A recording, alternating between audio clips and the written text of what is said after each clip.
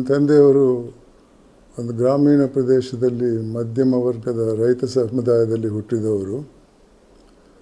ಅವರ ಕುಟುಂಬದಲ್ಲಿ ಅವರ ಸಹೋದರರಲ್ಲಿ ಅವರೊಬ್ಬರೇ ಗ್ರ್ಯಾಜುಯೇಟ್ ಆದವರು.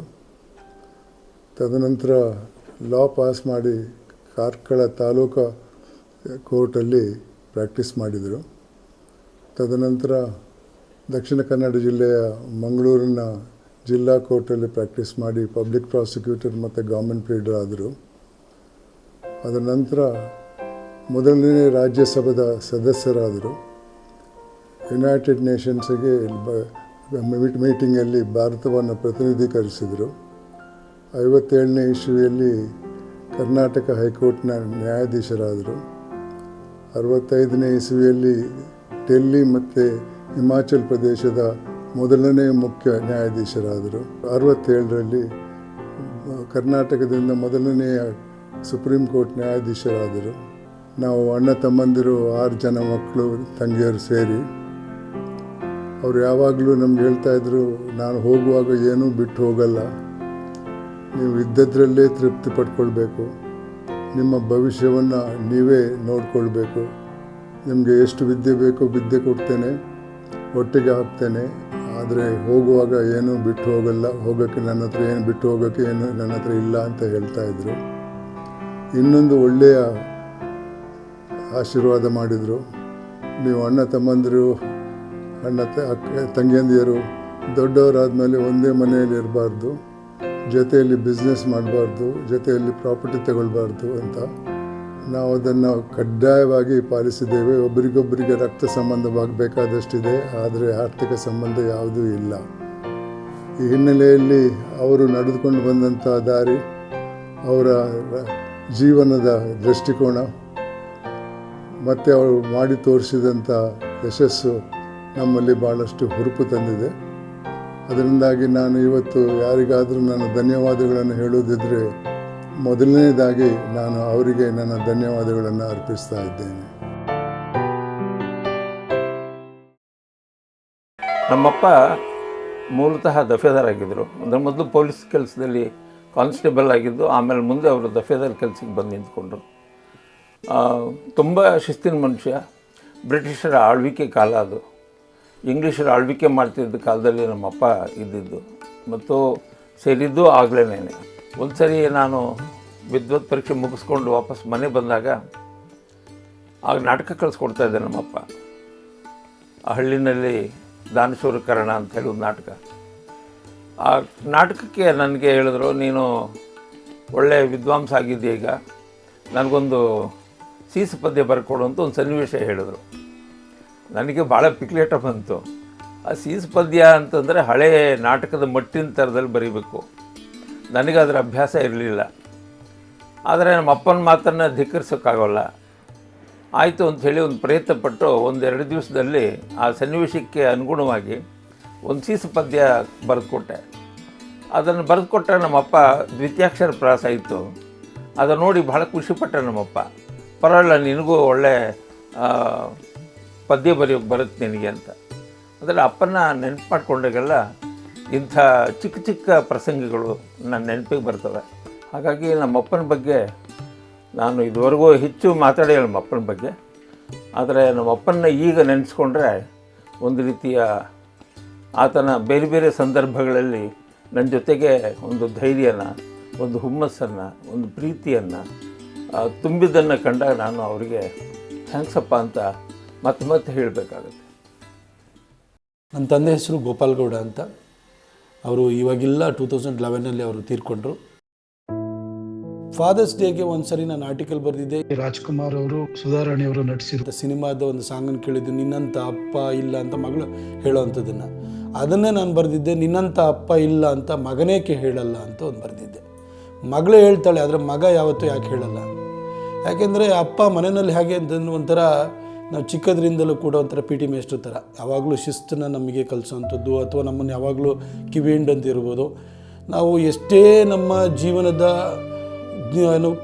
ಪ್ರಾರಂಭಿಕ ದಿನಗಳನ್ನು ನಾವು ನೋಡಿದ್ರೂ ಕೂಡ, ಅದನ್ನು ನೆನಪು ಮಾಡಿಕೊಂಡ್ರೂ ಕೂಡ ತಾಯಿ ನಮಗೆ ಹೊಡೆದಿದ್ದು ನೆನಪಾಗೋದೇ ಇಲ್ಲ. ಅಕಸ್ಮಾತ್ ಹೊಡೆದಿದ್ರೂ ಕೂಡ ಅವಳು ಪ್ರೀತಿ ಜಾಸ್ತಿ ಇರೋದ್ರಿಂದ ಆ ಹೊಡೆತ ಮರ್ತೋಗ್ಬಿಟ್ಟಿರುತ್ತೆ. ಆದರೆ ಅಪ್ಪ ಸಣ್ಣದಾಗಿ ಒಂದು ತಟ್ಟಿದ್ರೂ ಕೂಡ ನಮಗೆ ನೆನಪಿರುತ್ತೆ. ನಮ್ಮ ತಂದೆನ ಅವ್ರನ್ನ ನಾನು ಸರಿಯಾಗಿ ಮುಟ್ಟಿದ್ದು ಅಂತೇಳಿ ಹೇಳಿದರೆ ಅವ್ರು ತೀರ್ಕೊಂಡಿದ್ದೀನಿ. ಅಲ್ಲಿವರೆಗೂ ನಮ್ಮ ಅಪ್ಪನ ನಾನು ಮುಟ್ಟೂ ಇರಲಿಲ್ಲ ನಾನು. ಬಟ್ ಅಪ್ಪನ ಕಳ್ಕೊಂಡಾದ್ಮೇಲೆ ನನಗೆ ಅನಿಸಿದ್ದು ಅಪ್ಪನ ಪಾತ್ರ ಬಹಳ ದೊಡ್ಡದಿರುತ್ತೆ. ತಾಯಿ ನಮಗೆ ಪ್ರೀತಿ ಕೊಡ್ತಾಳೆ ಹೊರತು, ಆದರೆ ನಮಗೆ ಕನಸನ್ನು ಬಿತ್ತೋನು ಅಪ್ಪ ಆಗಿರ್ತಾನೆ. ನಾನು ಚಿಕ್ಕದ್ರಲ್ಲಿ ಇರ್ಬೇಕಾದ್ರೆ, ನಾನು 4ನೇ ಕ್ಲಾಸಲ್ಲಿ ಇರಬೇಕಾದ್ರೆ IAS ಅನ್ನೋದು ಅಬ್ರಿವೇಷನ್ ನಮ್ಮ ಅಪ್ಪ ಕಲಿಸಿದ್ರು. ನೀನು IAS ಮಾಡಬೇಕು ಅಂತ ಹೇಳೋರು. ಇಲ್ಲ ಅಂತ ಹೇಳಿದ್ರೆ ನೀನು ಆರ್ಮಡ್ ಫೋರ್ಸಸ್ಸಿಗೆ ಹೋಗಬೇಕು, ಏರ್ ಚೀಫ್ ಮಾರ್ಷಲ್ ಆಗಬೇಕು ನೀನು ಅಂತ ಹೇಳೋರು. ಈ ಥರ ನಮ್ಮ ಕನಸುಗಳನ್ನು ಬಿತ್ತಿದಂಥವ್ರು ಅವರು. ನಾನು ಇವತ್ತೇನೋ ಆಗಿದ್ದರೆ, ಇವತ್ತು ರಾಜಕಾರಣಕ್ಕೂ ಬಂದಿದ್ರು ಕೂಡ ಅದಕ್ಕೆ ನನಗೆ ಮೂಲ ಇನ್ಸ್ಪಿರೇಷನ್ ಇದೆಯಲ್ಲ, ಅದು ನಮ್ಮ ಅಪ್ಪನೇ ಆಗಿದ್ರು ಅಂತ ಅವರ ಅನುಪಸ್ಥಿತಿಯಲ್ಲಿ ನನಗೆ ಅರ್ಥವಾಗ್ತಿದೆ. ನನಗೆ 2011ರಲ್ಲಿ ರಾಜ್ಯೋತ್ಸವ ಅವಾರ್ಡ್ ಬಂತು ಪತ್ರಿಕೋದ್ಯಮಕ್ಕೋಸ್ಕರ. ನಾನು ಯಂಗೆಸ್ಟ್ ಅವಾರ್ಡಿ ನಾನು. ಆದರೆ ಅವತ್ತು ನನಗೆ ಭಾಳ ಬೇಸರ ಆಗಿದ್ದೇನು ಅಂತೇಳಿ ಹೇಳಿದರೆ, ನಾನೊಬ್ಬ ಪತ್ರಕರ್ತನಾಗಿ ನಮ್ಮ ಅಪ್ಪನಿಗೆ ನಾನು ಜರ್ನಲಿಸ್ಟ್ ಆಗೋದು ಇಷ್ಟ ಇರಲಿಲ್ಲ. ಅವರಿಗೆ IAS ಅಷ್ಟೇ ಮಾಡಬೇಕು, ಅದನ್ನಷ್ಟೇ ಪರ್ಸ್ಯೂ ಮಾಡ್ಕೊಂಡು ಹೋಗಬೇಕು ಅಂತ ಅವ್ರು ಭಾವಿಸಿದರು. ನಾನು ಪತ್ರಕರ್ತನಾದೆ. ಅದು ನಾನು ರಾಜ್ಯೋತ್ಸವ ಅವಾರ್ಡನ್ನು ತೊಗೊಳ್ಬೇಕಾದ್ರೆ ನಮ್ಮ ಅಪ್ಪ ಇರಲಿಲ್ವಲ್ಲ ಅಂತ ಅವತ್ತು ನನಗೆ ಮನಸ್ಸಿಗೆ ಬೇಸರ ಆಯಿತು. 2014ರಲ್ಲಿ ನಾನು MP ಆದೆ. ನಾನು MP ಆದಂಥ ಸಂದರ್ಭದಲ್ಲಿ ನಮ್ಮಪ್ಪ ಒಬ್ಬರು ಗ್ರಾಮ ಪಂಚಾಯತ್ ಅಧ್ಯಕ್ಷರಾಗಿದ್ದಂಥವ್ರು. ತನ್ನ ಮಗ ಒಬ್ಬ MP ಆದ್ನಲ್ಲ ಅಂತೇಳಿ ಹೇಳ್ಬಿಟ್ಟು ಅವ್ರು ಖುಷಿ ಪಡೋರು ಅಂತ ನನಗೆ ಆಗ ರಿಯಲೈಸ್ ಆಯಿತು. ಆದರೆ ನಮ್ಮಪ್ಪ ಅದನ್ನು ನೋಡಲಿಕ್ಕಿರಲಿಲ್ಲ. ಇವಾಗ ನಮ್ಮಪ್ಪನ ನಾನು ಭಾಳ ಸಂದರ್ಭದಲ್ಲಿ ನಾನು ಮಿಸ್ ಮಾಡ್ಕೊಳ್ತೀನಿ. ಥ್ಯಾಂಕ್ಸ್ ಅಪ್ಪ. ಅಪ್ಪ ಅನ್ನುವ ಆಲದ ಮರದ ಕೆಳಗಡೆ ನಾವೆಲ್ಲ ಬೆಳೆದಿರೋದು. ಅಪ್ಪ ಅವ್ವ ಅನ್ನುವ 2 ತತ್ವಗಳು, ದೇಹಗಳು, ಆತ್ಮಗಳು, ಮನಸ್ಸುಗಳು ಬದುಕಿನ 2 ಕಣ್ಣುಗಳು, ವ್ಯಕ್ತಿಯ ವ್ಯಕ್ತಿತ್ವದ 2 ಕಣ್ಣುಗಳು. ಆ 2 ಕಣ್ಣಿಲ್ಲ ಅಂದರೆ ಬದುಕು ಭಾಳ ಕಷ್ಟ ಆಗುತ್ತೆ, ದುರ್ಬರ ಆಗುತ್ತೆ. ತಂದೆ ಅನ್ನೋದು ನೆನಪಾದಾಗ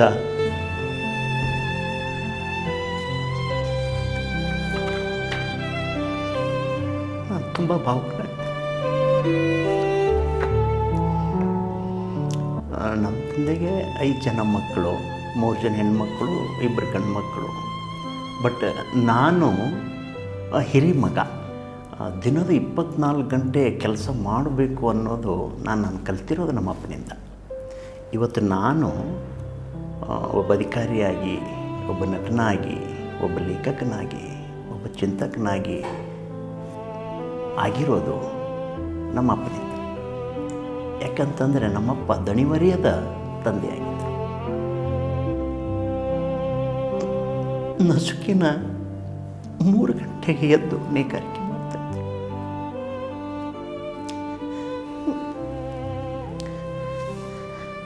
ಇವತ್ತು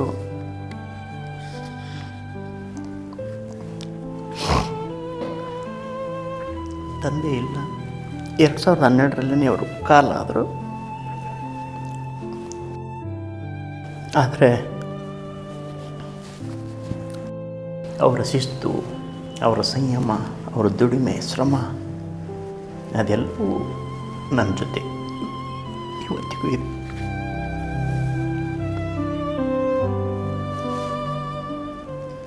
ನನ್ನ ಮಗಳನ್ನ ನಾನು ಓದಿಸ್ತೀನಿ, ಅವಳು ಯಾರ ಹತ್ರನೂ ಕೈ ಚಾಚಿ ದುಡ್ಡು ಬೇಡಬಾರ್ದು, ಅವಳ ಕಾಲ ಮೇಲೆ ಅವಳು ನಿಂತ್ಕೋಬೇಕು ಅನ್ನೋದು ನಮ್ಮ ತಂದೆಗೆ ತುಂಬ ದೊಡ್ಡ ಕಲ್ಪನೆ. ಅವತ್ತು ಕಾಲಕ್ಕೆ ಎಂಥ ಶ್ರೀಮಂತನ ಮದುವೆ ಮಾಡಿಕೊಟ್ರು ನನ್ನ ಮಗಳು ಅವ್ರ ಹತ್ರ ಕೈ ಚಾಚಲೇಬೇಕು, ಆದರೆ ಅವಳು ಹಂಗೆ ಬೆಳಿಬಾರ್ದು, ಅವಳ ಕಾಲ ಮೇಲೆ ಅವಳು ನಿಂತ್ಕೋಬೇಕು. ಅವಳು ಯಾವತ್ತೂ ಮದುವೆ ಆಗ್ತೀನಿ ಅಂತಾಳೆ, ಅವತ್ತೇ ಮದುವೆ ಮಾಡೋದು ಅಂದರು. ನಾನು 7 ತಿಂಗಳು ಬಸ್ರಿ ನನಗೇನೋ ದೈಹಿಕವಾಗಿ ಒಂದು ಸಮಸ್ಯೆ ಆಗಿಬಿಡುತ್ತೆ, ಪ್ರೆಗ್ನೆನ್ಸಿ ಕಾಂಪ್ಲಿಕೇಶನು. ಆವಾಗ ಬೆಂಗಳೂರಿಗೆ ಹೋಗಬೇಕು, ಇಲ್ಲಿ ಟ್ರೀಟ್ಮೆಂಟ್ ಇಲ್ಲ ಅಂತ ಹೇಳ್ತಾರೆ. ನಾನು ಬಂದು ಕೆಲವೇ ದಿನಗಳಲ್ಲಿ ನಮ್ಮ ತಂದೆಗೆ ಕ್ಯಾನ್ಸರ್ ಅಂತ ಗೊತ್ತಾಗತ್ತೆ ನನಗೆ. ಲಾಸ್ಟ್ ಇನ್ನೊಂದು 2 ದಿನ ಅನ್ಕಾನ್ಶಿಯಸ್ ಆಗಿಬಿಟ್ಟಿದ್ರು.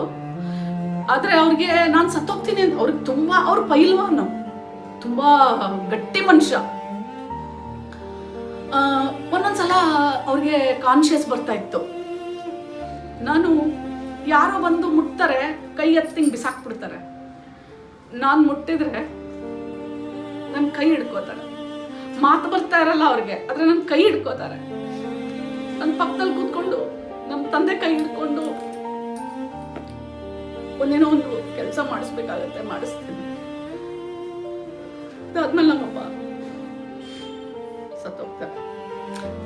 ಕಡೆಗೆ ಒಂದೇನು ತೃಪ್ತಿ ಅಂದರೆ, ಭಗವಂತ ನನಗೆ ಆ ಕಡೆ 6 ತಿಂಗಳು ನನ್ನ ಮಗದೊಂದು ನೆಪ ಅಷ್ಟೇ. ನನ್ನ ಹೊಟ್ಟೆಯಲ್ಲಿ ಒಂದು ಮಗು ಇತ್ತು, ನನಗೆ ಪ್ರೆಗ್ನೆನ್ಸಿ ಕಾಂಪ್ಲಿಕೇಶನ್ ಇತ್ತು, ಅದು ಒಂದು ನೆಪ ಅಂತ ಮಾತ್ರ ಅನ್ಕೋತೀನಿ. ಇಲ್ಲದೆ ಇದ್ರೆ ನಮ್ಮ ಅಪ್ಪನ ಸೇವೆ ಮಾಡೋಕ್ಕೆ.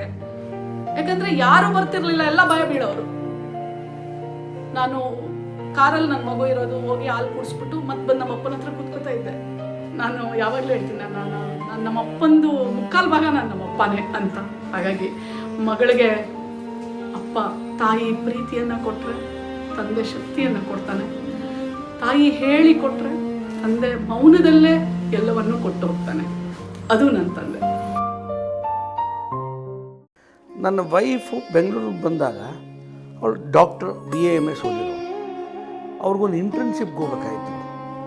ನನಗಿವತ್ತಿಗೂ ಜ್ಞಾಪಕ ಇದೆ. ನಾನು ಬ್ಯುಸಿ ಇದ್ದರೆ ನಮ್ಮ ತಂದೆ ನಮ್ಮ ಫಿಯೆಟ್ ಕಾರ್ ಇತ್ತು, ಆ ಫಿಯೆಟ್ ಕಾರಲ್ಲಿ ಕರ್ಕೊಂಡು ಹೋಗ್ತಾರೆ. ಅವಳು ಇಂಟರ್ನ್ಶಿಪ್ ಕ್ಲಾಸ್ ಮುಗಿಯೋ ತನಕ, ಅದು 3-4 ತಿಂಗಳು ಇಂಟರ್ನ್ಶಿಪ್ ಅಂದರೆ ಅವಾಗೆಲ್ಲ ನೀವು ಯೋಚನೆ ಮಾಡ್ಬೇಕು, 6 ತಿಂಗಳು ಇಂಟರ್ನ್ಶಿಪ್ಪು. ಇವ್ರಿಗೇನಾರ ಎನ್ರೋಲ್ ಆಗಿ ವಾಪಸ್ಸು ಅವ್ರಿಗೊಂದು ಸರ್ಟಿಫಿಕೇಟ್ ಕೊಡಬೇಕು ಅಂದರೆ ಆ ಇಂಟರ್ನ್ಶಿಪ್ ಭಾಳ ಮುಖ್ಯ. ಅದಕ್ಕೆ ನಮ್ಮ ತಂದೆಯವರು, ನೀನು ಹೋಗು, ಯಾವುದಾದ್ರು ಕೆಲಸ ಇದ್ದರೆ ನಾನು ಕರ್ಕೊಂಡು ಹೋಗ್ತೀನಿ, ನನ್ನ ಸೊಸೆನ ಅಂತಾರೆ. ಇದು ಯಾವ ರೀತಿ ಇರಬೇಕು ಯೋಚನೆ ಮಾಡಿ ನೀವು. ಕರ್ಕೊಂಡೋಗಿ ಬಿಟ್ಟು ಅಲ್ಲೇದು ವಾಪಸ್ ಕರ್ಕೊಂಬರ್ತಾರೆ. ಏನು ಹೇಳೋಣ, ಅಷ್ಟು ಬ್ಯುಸಿ ಇದ್ದರೂ ಕೂಡ ಈ ಬಾಂಡಿಂಗ್ ಅವರಿಂದನೇ ನಮ್ಗೆ ಬಂದಿರೋದು. ಮಗ, ಅಪ್ಪ, ಹೆಂಡತಿ, ಇದೆಲ್ಲ ಒಂದು ಫ್ಯಾಮಿಲಿ.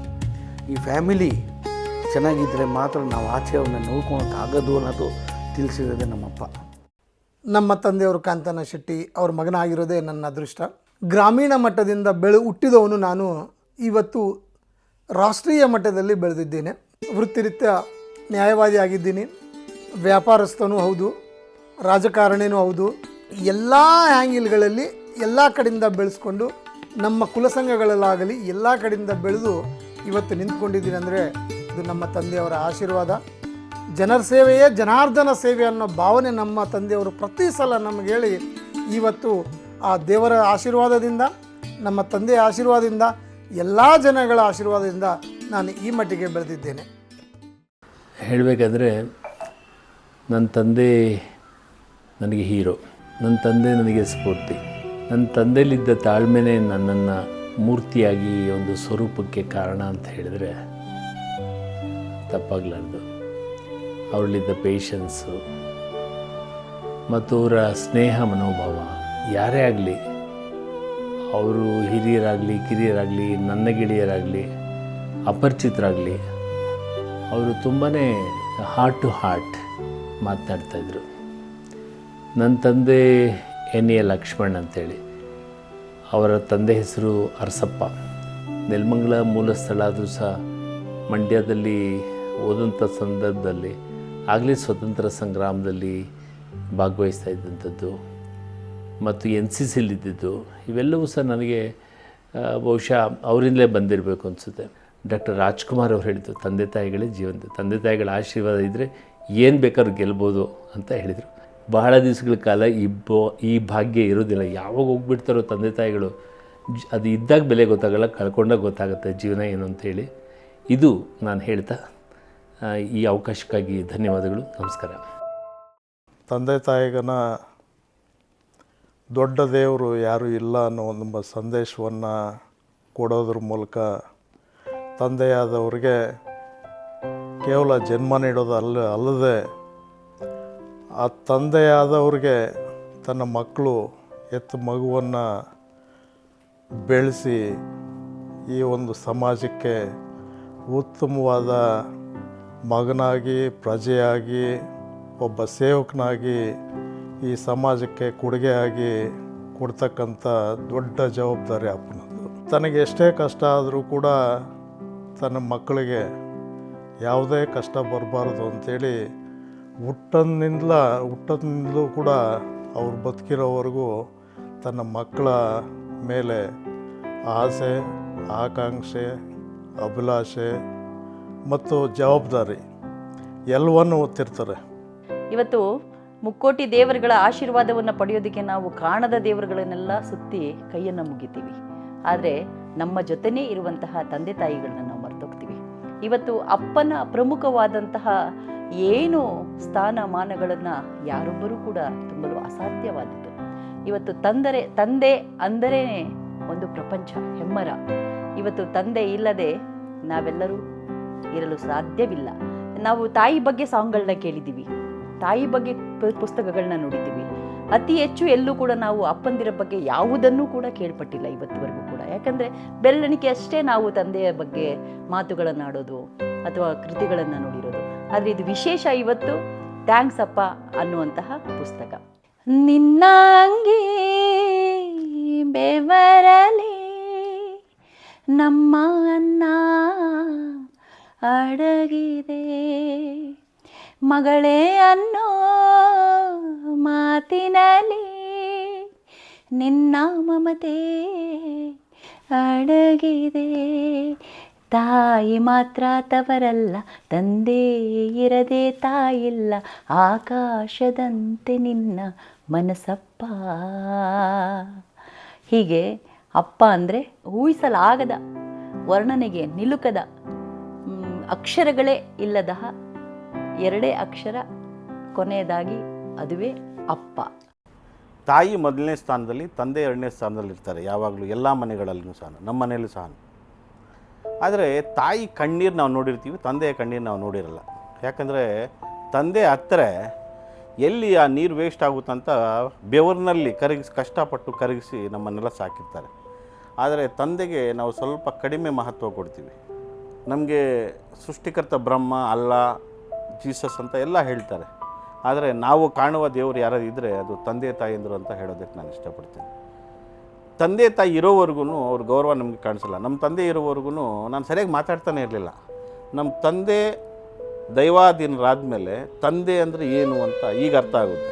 ನಮ್ಮ ತಂದೆ ಆಶೀರ್ವಾದ ನನಗಿದೆ. ನಾನು ಅವರ ಹೊಟ್ಟೆನಲ್ಲಿ ಹುಟ್ಟಿ ಇವತ್ತು ಈ ಬೆಂಗಳೂರಿಗೆ ಬಂದು ಈ ಸಮಾಜದಲ್ಲಿ ಒಂದು ಗೌರವಪೂರ್ವಕವಾಗಿ ಏನು ನಡೀತಾ ಇದ್ದೀನಿ, ಅದಕ್ಕೆ ಆ ದೇವರಿಗೆ ನಾನು ಅಭಿನಂದನೆ ಹೇಳೋದಕ್ಕೆ ಇಷ್ಟಪಡ್ತೀನಿ. ದೇವ್ರಿಗೆ ಬಯಸ್ಕೊತೀನಿ. ಜೈ ಹಿಂದ್, ಜೈ ಕರ್ನಾಟಕ. ನಮ್ಮ ತಂದೆಯವರು ರಾಟಿ ಹನುಮಂತಪ್ಪ ಅಂತ ಆ ಒಂದು ವಿಲೇಜಲ್ಲಿ, ಹಳ್ಳಿಯಲ್ಲಿರ್ತಾರೆ. ನಮ್ಮ ತಂದೆಯಲ್ಲಿ ನನಗೆ ಬಿತ್ತಿರ್ತಕ್ಕಂಥ ಭಾವನೆಗಳು ನನಗೆ ಅದರಿಂದ ದೂರ ಆಗಲ್ಲ. ಅವರಿಂದ ಎಷ್ಟೊಂದು ವಿಚಾರ ಕಲ್ತ್ವಿ. ಏನಪ್ಪ ಅಂದ್ರೆ what is buying and what is selling ಅಂತ ಕಲ್ತಿದ್ವಿ. ಎಲ್ಲರ ಜೀವನದಲ್ಲೂ ತಂದೆ ಅಂದರೆ ಒಂದು ಆಯುಧ ಅಂತ. ತಂದೆನ ಒಂದು ಆಯುಧವಾಗಿ ನಾವು ಪರಿಗಣಿಸಿ ಜೀವನ ಮಾಡ್ಕೊಳ್ತಾ ಹೋದಾಗ ನಮಗೆ ಜೀವನದಲ್ಲಿ ಬರ್ತಕ್ಕಂಥ ಕಷ್ಟಗಳು, ಸಮಸ್ಯೆಗಳು ಎಲ್ಲದನ್ನೂ ಕೂಡ ಎದುರಿಸ್ಕೊಂಡು ನಮ್ಮ ಮುಂದೆ ಹೋಗ್ತಕ್ಕಂಥದ್ದು ಅಂತ. ನಮ್ಮ ತಂದೆಯವರು ಮತ್ತು ನಮ್ಮ ಮಧ್ಯೆ ಸುಮಾರು ವಿಚಾರಗಳನ್ನ ನಾವು ಚರ್ಚೆ ಮಾಡ್ತಿರುವಾಗ ನಮ್ಮ ತಂದೆಯವ್ರಿಗೆ ಇದ್ದದ್ದು ಒಂದೇ ಒಂದು ಕಾನ್ಫಿಡೆನ್ಸ್ ಏನಪ್ಪ ಅಂದರೆ, ನಾನು ಜೀವನದಲ್ಲಿ ಮುಂದೆ ಒಂದಿನ ಗೆಲ್ತೀನಿ ಅಂತ. ಅದು ಒಂದೇ ಇತ್ತು ಅವ್ರ ಮನಸ್ಸಲ್ಲಿ, ನನ್ನ ಮಕ್ಳಿಗೆ ಗೆಲ್ಬೇಕು ಜೀವನದಲ್ಲಿ ಅಂತ. ಅಂದರೆ ತಂದೆ ತಾಯಿಗಳ ಮಧ್ಯೆ ಏನಪ್ಪ ವ್ಯತ್ಯಾಸ? ತಂದೆ ಅಂದರೆ ಏನಪ್ಪ ಅಂದರೆ, ತಾಯಿ ಮಗುನ ತನ್ನ ಬಗಲಲ್ಲಿ ಎತ್ಕೊಂಡ್ಬಿಟ್ಟು ಅವಳು ಏನು ಚೆನ್ನಾಗಿ ಕಾಣಿಸುತ್ತೋ ಅದನ್ನ ಪ್ರಪಂಚಕ್ಕೆ ತೋರಿಸ್ತಾಳೆ. ನೋಡಿ ಪಾಪ ಅದು ಚೆನ್ನಾಗಿದೆ, ನೋಡಿ ಪಾಪ ಇದು ಚೆನ್ನಾಗಿದೆ ಅಂತ. ಅಂದರೆ ತಾಯಿ ನೋಡಿರ್ತಕ್ಕಂಥ ಖುಷಿನ ತನ್ನ ಮಗುಗೆ ತೋರ್ಸೋಕ್ಕೆ ಇಷ್ಟಪಡ್ತಾರೆ. ಆದರೆ ತಂದೆ ಯಾವುದೇ ಒಂದು ಜಾತ್ರೆಗೆ ಹೋಗಲಿ ಅಥವಾ ಎಲ್ಲೇ ಒಂದು ಹೋಗಿರಲಿ, ತಂದೆ ಮಗನ್ನ ಹೆಗಲ ಮೇಲೆ ಎಚ್ಕೊಂತಾರೆ ಮಗನ್ನ. ಅವ್ರೇನು ಹೇಳ್ತಾರೆ, ನಾನು ನೋಡ್ದಿರ್ತಕ್ಕಂಥ ಪ್ರಪಂಚ ನನ್ನ ಮಗ ನೋಡಲಿ ಅಂತ ಬಯಸ್ತಾರೆ. ಅವರೇ ನಿಜವಾದ ತಂದೆ ಆಗ್ತಾರೆ. ಸೊ ತಂದೆ ಮಹತ್ವ ತುಂಬ ಇಂಪಾರ್ಟೆಂಟ್ ಆಗಿರುತ್ತೆ. ಸೊ ಅವರಿಂದ ನಾನು ಕಲ್ತಿರ್ತಕ್ಕಂಥದ್ದು, ಅವ್ರು ನಮ್ಗೆ ಯಾವಾಗಲೂ ಹೇಳ್ತಕ್ಕಂಥ ಒಂದೇ ಒಂದು ಮಾತೇನಪ್ಪ ಅಂದರೆ, ಭರವಸೆಗಳನ್ನು ಕಳ್ಕೊಬಾರ್ದು ಅಂತ. ಅದು ಒಂದೇ. ಯಾವುದೇ ಕಷ್ಟ ಬರಲಿ, ಯಾವುದೇ ಸುಖ ಬರಲಿ, ನಾವು ಕಾನ್ಫಿಡೆನ್ಸ್ನ ಬಿಡ್ತಿರಲಿಲ್ಲ. ಇವತ್ತಿನ ನೋವಾಗ್ತಕ್ಕಂಥ ಸಂಗತಿ ಏನಪ್ಪ ಅಂದರೆ, ನಮ್ಮ ಅಣ್ಣರೆಲ್ಲ ಇಂಜಿನಿಯರ್ಗಳಾದರು, ತುಂಬ ಚೆನ್ನಾಗಿ ಎಜುಕೇಟೆಡ್ ಆಗಿದ್ದರು, ತುಂಬ ಚೆನ್ನಾಗಿ ಮುಂದಿದ್ದರು. ನಾನು ನಮ್ಮ ತಂದೆ ತಿರ್ಕೊಂಡಾಗ ಬರೀ 18 ವರ್ಷ ನನಗೆ ಆ ಸಮಯದಲ್ಲಿ ವಿದ್ಯಾಭ್ಯಾಸ ಬಿಟ್ಟುಬಿಟ್ಟಿದ್ದೆ. ನಮ್ಮ ತಂದೆ ನೋಡ್ಕೊಳ್ಳೋ ಒಂದು ಗೋಜಲ್ನಲ್ಲಿ ಮತ್ತು ಮನೇಲಿರ್ತಕ್ಕಂಥ ಜವಾಬ್ದಾರಿಗಳನ್ನ ಹೊತ್ಕೊಂಡು ವಿದ್ಯಾಭ್ಯಾಸ ಬಿಟ್ಟೆ. ಇವತ್ತು ನಾನು ಇಷ್ಟೊಂದು ದೊಡ್ಡ ಸಾಧನೆ ಮಾಡಿದರೂ ಕೂಡ ನನ್ನ ತಂದೆ ನೋಡೋಕೆ ನನ್ನ ತಂದೆನೇ ಇಲ್ಲ. ಆವತ್ತಿನ ಕಾಲ ಹಂಗಿತ್ತು, ಆ ಪರಿಸ್ಥಿತಿ ಹಂಗಿತ್ತು. ಆದ್ದರಿಂದ ನಾವು ತಂದೆ ಕಳ್ಕೊಂಡ್ವಿ. ಇವತ್ತು ಬೇಕಂದ್ರೆ ಪ್ರೀತಿ ಮಾಡೋಕ್ಕೆ ತಂದೆ. ಸೊ ತಂದೆನ ತುಂಬ ಇಂಪಾರ್ಟೆಂಟ್ ಇರುತ್ತೆ. ಎಲ್ಲರೂ ಕೂಡ ತಂದೆನ ಪ್ರೀತಿ ಮಾಡಿರಿ ಅಂತ ಹೇಳ್ತಾ, ತಂದೆಗಿರ್ತಕ್ಕಂಥ ಸ್ಥಾನದ ಬೆಲೆನ ನೀವು ತಂದೆ ಆದಾಗ ನಿಮ್ಗೆ ಅರ್ಥ ಆಗುತ್ತೆ. ಸೊ ತಂದೆ ಅಂತಕ್ಕಂಥ ಒಂದು ಪದ ತುಂಬ ಮುಖ್ಯ. ನಮಸ್ತೆ, ನಾನು ಅಡ್ವೊಕೇಟ್ ಸಂತೋಷ್. ಇವತ್ತಿಗೆ ನಾನು ಅಡ್ವೊಕೇಟ್ ಸಂತೋಷ್ ಆಗಿರೋದು ನಮ್ಮ ತಂದೆ VR ಸೋಮಶೇಖರ್ ಅಂತ. ನಾನು ತುಂಬ ಚಿಕ್ಕ ವಯಸ್ಸಲ್ಲಿದ್ದಾಗೆ ನಮ್ಮ ತಂದೆ ನಮ್ಮನ್ನು ಬಿಟ್ಟು ಹೋದರು ಅಂದರೆ, ಈಸ್ ನಾಟ್ ಫಿಸಿಕಲಿ ನನ್ನ ಜೊತೆ ಇಲ್ಲ ಅನ್ನೋದು ಬಿಟ್ಟರೆ, ನನ್ನ ಬ್ರದರ್ಗೆ ಒಂದು ಜವಾಬ್ದಾರಿ ವಹಿಸಿದರು. ನಾನು ಇಲ್ಲ ಅಂದರೂ ನೀನು ನೋಡ್ಕೊಬೇಕು ಅಂತ ಹೇಳಿದರು. ನನ್ನ ಬ್ರದರ್ನ ಕೊಟ್ಟಿದ್ದಾರೆ. ಹಂಗೆ ನಮ್ಮ ತಂದೆ ಯಾವತ್ತೂ ನನ್ನ ಜೊತೆನೇ ಇದ್ದಾರೆ ಅಂತ ನಾನು ಫೀಲ್ ಆಗಿ ಅವ್ರು ಕೊಟ್ಟಿದ್ದ ಧೈರ್ಯ, ಅವ್ರು ಗೊತ್ತಿರೋ ಅವರು ನಮ್ಮ ತಂದೆ ಒಂದು ಡಿಫೆನ್ಸಲ್ಲಿದ್ದರು. ಡಿಫೆನ್ಸಲ್ಲಿ ಇಂಡೋ ಪಾಕ್ ವಾರು, ಇಂಡೋ ಚೈನಾ ವಾರಲ್ಲೆಲ್ಲ ಇದ್ದಾಗ ತುಂಬ ಚಿಕ್ಕ ವಯಸ್ಸಲ್ಲಿ, ಅಂದರೆ ನಾನು 4th ಸ್ಟ್ಯಾಂಡರ್ಡ್ ಇದ್ದಾಗ ನಮ್ಮ ತಂದೆ ನಮ್ಮನ್ನ ಬಿಟ್ಟು ಹೋಗಿದ್ದು. ಸ್ಕೂಲ್ಗೆ ನಮ್ಮ ತಂದೆ ಯಾವಾಗ PT ಮಾಸ್ಟ್ರು ಹೊಡಿತಾಯಿದ್ರು, ನಮ್ಮ ತಂದೆಗೆ ಬರೇ ಬಂದಿದ್ದು ತೋರಿಸಿದ್ದು, ಯಾವನ ಅವ್ನು PT ಮಾಸ್ಟ್ರು, ನಾನು ಅವ್ನು ಬಿಡಲ್ಲ ನಡಿ ಅಂದ್ಬಿಟ್ಟು ಅವ್ನಿಗೆ ಹೋಗಿ ಆ ಮೀಸೆ, ಇವತ್ತು ನಂದು ಈ ಮೀಸೆ ಇರೋದು ನಮ್ಮ ತಂದೆ ಅದು ಬಳವಳಿ, ಅದು ಅವ್ರಿಗೆ ಅದು ಎಲ್ಲ ವಿಚಾರಕ್ಕೂ ಅನಂತ ಥ್ಯಾಂಕ್ಸ್ ನಮ್ಮ ತಂದೆಗೆ. ಪ್ರಪಂಚದಲ್ಲಿರೋ ಎಲ್ಲ ಹೀರೋಗಳಿಗಿಂತ ನನ್ನಪ್ಪನೇ ನನಗೆ ದೊಡ್ಡ ಹೀರೋ. ಯಾಕೆ ಗೊತ್ತಾ?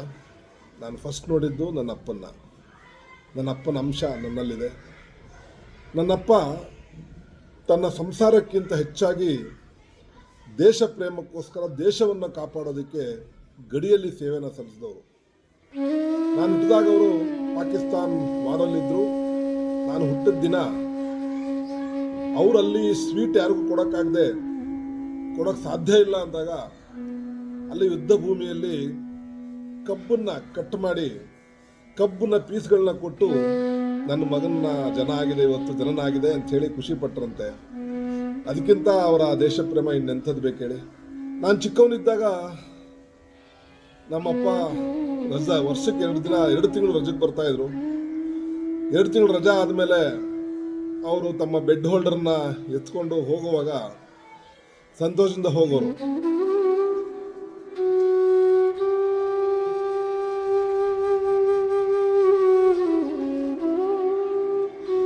ಬಟ್ ಹೋಗುವಾಗ ಹೋಗಿ ಬರ್ತೀನಿ ಅನ್ನೋರು. ಬಟ್ ಬರೋದು ಗ್ಯಾರಂಟಿ ಇರ್ತಾ ಇರಲಿಲ್ಲ. ಯಾಕಂದ್ರೆ ಆಗಿನ ಪರಿಸ್ಥಿತಿ ಆಗಿತ್ತು, ಯುದ್ಧ. ಬಟ್ ಅವರಲ್ಲಿ ಆ ಒಂದು ಛಲ ಇತ್ತು, ದೇಶ ಕಾಯಬೇಕು, ದೇಶ ಸೇವೆ ಮಾಡಬೇಕು ಅಂತ. ಹಾಗಾಗಿ ಗ್ರ್ಯಾಜುಯೇಷನ್ ಕಂಪ್ಲೀಟ್ ಮಾಡಿದಂಥ ಸಂದರ್ಭದಲ್ಲಿ ವಾಸ್ತವ ಅರ್ಥ ಆಗಲಿಕ್ಕೆ ನನಗೊಂದು ಸ್ವಲ್ಪ ಟೈಮ್ ತೊಗೊಳ್ತು. ಒಂದು 6 ತಿಂಗಳ ಕಾಲ ಬೇರೆ ಕಡೆ ಎಲ್ಲರೂ ಕೆಲಸಕ್ಕೆ ಹೋಗಬೇಕು ಅಂತಕ್ಕಂಥದ್ದು, ಅಥವಾ ನೆಕ್ಸ್ಟ್ ಮುಂದೇನು ಅಂತಕ್ಕಂಥದ್ದು ನನಗೆ ಬಹಳ ಯೋಚನೆ ವಿಚಾರ ಆಗೋಯ್ತು. 6 ತಿಂಗಳಲ್ಲಿ ನನಗೆ ಅರ್ಥ ಆಯಿತು, ನಮ್ಮ ಎಜುಕೇಷನ್ನು ಏನಕ್ಕೂ ಉಪಯೋಗ ಬರದೇ ಇರ್ತಕ್ಕಂಥದ್ದಾಗಿದೆ, ಸುಮ್ಮನೆ ಓದಿದ್ದೇವೆ ಅಷ್ಟೇ, ವಾಸ್ತವನೇ ಬೇರೆ ಇದೆ. ನಾವು ಜೀವನಕ್ಕೋಸ್ಕರ ಸ್ಟ್ರಗಲ್ ಮಾಡಬೇಕು ಅಂತಕ್ಕಂಥದ್ದು ನನಗೆ ಅರ್ಥ ಆದಂಥ ಸಂದರ್ಭದಲ್ಲಿ ನಾನು ಡಿಸೈಡ್ ಮಾಡ್ತೇನೆ, ಇನ್ನು ಸೊ ಊರಿನಲ್ಲಿದ್ದರೆ ಆಗೋದಿಲ್ಲ. ಬಟ್ ಊರಿಂದ ನಾವು ಬೇರೆ ಕಡೆ ಹೋಗಿ ಜೀವನ ಮಾಡ್ತೇವೆ, ಏನಾದರೂ ಓದ್ತೀವಿ, ಕೆಲಸ ಮಾಡ್ತೇವೆ, ಅದೇನು ಅಂದರೆ ನಮ್ಮ ತಂದೆ ಬಿಟ್ಕೊಡೋಂಥ ಪರಿಸ್ಥಿತಿನಲ್ಲಿಲ್ಲ. ನನ್ನ ಮಗ ಕಣ್ಮುಂದೇನೆ ಇರಬೇಕು ಅಂತಕ್ಕಂಥದ್ದು ಅವ್ರ ಭಾವನೆ, ಅಥವಾ ಅವ್ರಿಗೆ ಏನಾದರೂ ಮಾಡಬೇಕು ಅಂತಕ್ಕಂಥ ಭಾವನೆ. ಆ ಟೈಮಲ್ಲಿ ನಾನು ಯೋಚನೆ ಮಾಡ್ತೇನೆ, ಇಲ್ಲ ಹೋಗಿ ಬೆಂಗಳೂರಲ್ಲಿ ಹೋಗಿ ನಾವೇ ಸ್ವಂತವಾಗಿ ಏನಾದರೂ ಮಾಡಬೇಕು ಅಂತಕ್ಕಂಥದ್ದು ಅಂದ್ಕೊಂಡು, ನಾನು ಆ್ಯಕ್ಚುಲಿ ನಮ್ಮ ತಂದೆಗೆ ನಮ್ಮ ಮನೆಯಲ್ಲಿ ಹೇಳ್ದೇನೆ ಊರಿಂದ ಹೋಗೋಣ ಅಂದ್ಕೊಂಡು, ಶಿಡ್ಲಘಟ್ಟ ನಮ್ಮೂರು, ನಮ್ಮೂರಿಂದ ಬಸ್ಸಲ್ಲಿ ಹತ್ಕೊಂಡು ಮುಂದೆ ಕೂತ್ಕೊಂಡಿದ್ದೀನಿ. ಬೆಂಗಳೂರಿಗೆ ಹೊರಟೋಗ್ಬೇಕು, ಇವತ್ತು ಹೋಗಿ ಏನಾದರೂ ಮಾಡಬೇಕು ಅಂತ ಮನೆ ಬಿಟ್ಟು ಬರೋ ಥರ ಬಂದುಬಿಟ್ಟಿದ್ದೆ. ನಾನು ಬರ್ತಾಯಿದ್ದೇನೆ, ನಮ್ಮ ಗೇಟ್ ಬರುತ್ತೆ ಶಿಡ್ಲಘಟ್ಟದಿಂದ ಹೋಗ್ತಾ ಇರಬೇಕಾದ್ರೆ. ನಮ್ಮ ಬಸ್ನಲ್ಲಿ ನಾನು ಮುಂದೆ ಕೂತ್ಕೊಂಡಿದ್ದೇನೆ, ಡ್ರೈವರ್ ಪಕ್ಕದಲ್ಲಿರೋ ಗೇರ್ ಬಾಕ್ಸಲ್ಲಿ KSRTC ಬಸ್ಸಲ್ಲಿ ಕೂತ್ಕೊಂಡು ನಾನು ಊರನ್ನು ಕೊನೆ ಬಾರಿ ನೋಡ್ತಾ ಇದ್ದೀನಿ. ಮತ್ತೆ ಬರ್ತೀನೋ ಬರೋದು ನನಗೆ ಗೊತ್ತಿಲ್ಲ, ಸಕ್ಸಸ್ ಆಗ್ತೀನೋ ಇಲ್ವೋ ಗೊತ್ತಿಲ್ಲ, ನನ್ನ ಜೀವನ ಏನಾಗುತ್ತೋ ಗೊತ್ತಿಲ್ಲ, ಮತ್ತು ನಮ್ಮ ತಂದೆ ತಾಯಿಗಳನ್ನ ಯಾರು ನೋಡ್ಕೋತಾರೆ ನನಗೆ ಗೊತ್ತಿಲ್ಲ. ಚಿಕ್ಕ ತಂಗಿ ಇದ್ದಾಳೆ, ತಮ್ಮಂದ್ರಿದ್ದಾರೆ, ಏನು ಮಾಡಬೇಕು ಗೊತ್ತಿಲ್ಲ. ಆ ಟೈಮಲ್ಲಿ ಹೋಗ್ತಾ ಇದ್ದೇನೆ, ಅದು ಏನು ಕಾಕತಾಳಿವೋ ನನಗೆ ಗೊತ್ತಿಲ್ಲ. ನಾನು ನಮ್ಮೂರನ್ನು ಕ್ರಾಸ್ ಮಾಡಿ ಬಸ್ ಮುಂದೆ ಹೋಗ್ತಾಯಿದ್ದೆ, ನಮ್ಮ ತಂದೆ ಸೈಕಲ್ ತುಳ್ಕೊಂಡು ಆಪೋಸಿಟ್ ಬರ್ತಾಯಿದ್ದಾರೆ. ಸೊ ಇದನ್ನ ಹೇಳ್ಕೊಳ್ಳಿಕ್ಕಾಗೋದಿಲ್ಲ. ಜೀವನ ಪರ್ಯಂತ ಅದೇ ನಾನು ಊರು ಬಿಟ್ಟು ಹೋಗ್ತಾ ಇದ್ದೇನೆ, ಹೋಗಬೇಕು ಅಂತ ಮೂವ್ ಆಗ್ತಾ ಇದ್ದಾನೆ, ನಮ್ಮ ತಂದೆಯವರು ಆಪೋಸಿಟಲ್ಲಿ ಬರ್ತಾ ಸೈಕಲ್ ತುಳ್ಕೊಂಡು, ಪಾಪ ಬಡ ದೇಹ, ಹಳೆಯ ಸೈಕಲ್ಲು, ಅದನ್ನು ನೆನೆಸ್ಕೊಂಡು ಎಷ್ಟು ವರ್ಷಗಳು ಎಷ್ಟು ನೊಂದಿದೆ ಮನಸ್ಸಲ್ಲಿ. ಅವ್ರು ಹೇಗೆ ಮಾಡ್ತಿರ್ತಾರೆ, ಅವ್ರ ಜೀವನ ಹೇಗೆ ಮಾಡ್ತಿರ್ತಾರೆ, ಎಷ್ಟು ನೋವು ತಿಂತಿರ್ತಾರೆ ನನ್ನ ಮಗ ಇಲ್ಲ ಅಂತಕ್ಕಂಥದ್ದನ್ನು ನೆನೆಸ್ಕೊಂಡು ಅದೆಷ್ಟು ಟೆನ್ಷನ್ ತೊಗೊಂಡಿದ್ದೇನೆ ನನಗೆ ಗೊತ್ತಿಲ್ಲ. ಬಟ್ ಅದಾದ ನಂತರದಲ್ಲಿ ನನ್ನ ಜೀವನದಲ್ಲೆಲ್ಲ ಸರಿ ಹೋದ ನಂತರದಲ್ಲಿ ಮತ್ತೆ ಕರೆಸ್ಕೊಂಡಿದ್ದೇನೆ, ನಾನು ಹೋಗಿದ್ದೇನೆ, ತುಂಬ ನನಗೆ ದ ಬೆಸ್ಟ್ ನಾನು ನೋಡ್ಕೊಂಡಿದ್ದೇನೆ, ಅದು ಬೇರೆ ವಿಚಾರ. ಬಟ್ ಈ ಘಟನೆ ಇವತ್ತಿಗೂ ನನ್ನ ಮನಸ್ಸಲ್ಲಿ ನಿಂತೋಗ್ಬಿಟ್ಟಿದೆ. ಅದ್ರ ಬಗ್ಗೆ ಜಾಸ್ತಿ ಏನು ಹೇಳಲಿಕ್ಕೆ ಆಗೋದಿಲ್ಲ.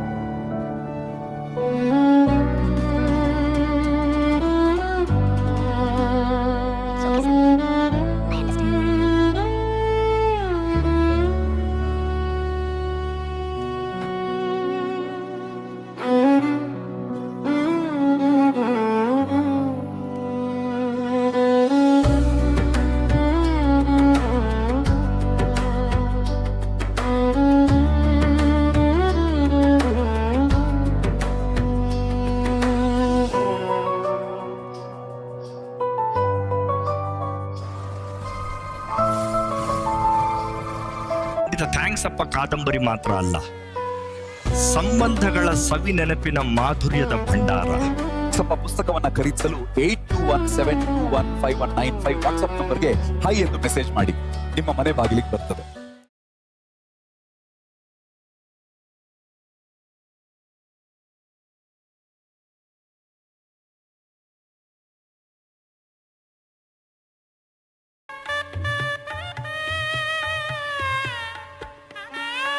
भगवन् विष्णु मङ्गलं गरुडध्वज मङ्गलं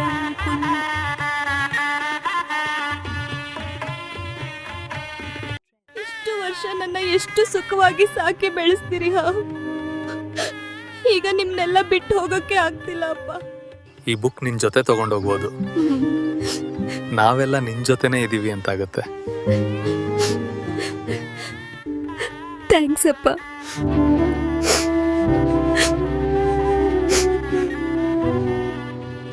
ಖಂಡಿತ ಥ್ಯಾಂಕ್ಸ್ ಅಪ್ಪ ಕಾದಂಬರಿ ಮಾತ್ರ ಅಲ್ಲ, ಸಂಬಂಧಗಳ ಸವಿ ನೆನಪಿನ ಮಾಧುರ್ಯದ ಭಂಡಾರ. ಸ್ವಲ್ಪ ಪುಸ್ತಕವನ್ನ ಖರೀದಿಸಲು 8217215195 ವಾಟ್ಸ್ಆಪ್ ನಂಬರ್ಗೆ ಹೈ ಎಂದು ಮೆಸೇಜ್ ಮಾಡಿ, ನಿಮ್ಮ ಮನೆ ಬಾಗಿಲಿಗೆ ಬರ್ತದೆ.